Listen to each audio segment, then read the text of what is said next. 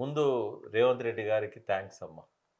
అభినందనలు గూడా. ఎందుకంటారు? ఎందుకంటే మొట్టమొదటిసారి ఆయన ముఖ్యమంత్రి అయిన తర్వాత ఇవాళ తను మాట్లాడే తప్పు తనకు అర్థం గాకనో, కావాలని ప్రజలకు మాయమాటలు చెప్పో కాళేశ్వరం కూలేశ్వరం అన్నా, ఈ కాళేశ్వరమే నాకు దిక్కైతాంది. హైదరాబాద్‌కు నీళ్ళు రావాలంటే కాళేశ్వరం తప్ప మరోటి ఇంకో మార్గమే లేదు అని అంగీకరించిన రోజు ఇది.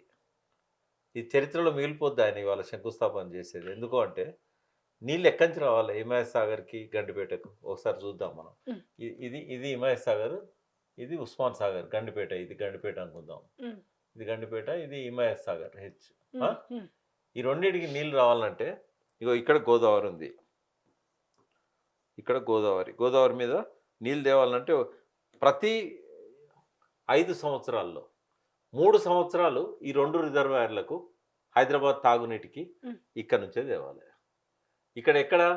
ఫస్ట్ మేడిగడ్డ. ఇయాల ఏ మేడిగడ్డనైతే పియర్ పోయింది. నేను దీన్ని రిపేరే దీన్ని ఆర్కియాలజీ మ్యూజియంలో పెట్టాలి. ఇదొక చెత్త ప్రాజెక్టు. ఇది కూలేశ్వరము, 1,00,000 కోట్లు గంగలో కలిసినాయి అన్నాడు కదా! హ్మ్. ఇగో ఇదే దిక్కిప్పుడు. మేడిగడ్డే దిక్కు ఆయనకు. 5 ఏళ్లలో 3 ఏళ్ళు ఇక్కడి నుంచే రావాలి.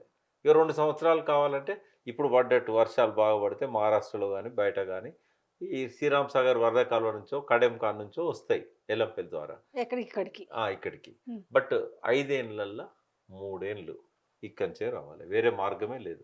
లాస్ట్ 30 ఏళ్లల్ల 20 ఏళ్ళు తెలంగాణలో పంటలు ఎండిపోయినాయి గోదావరి బేసిన్‌ల.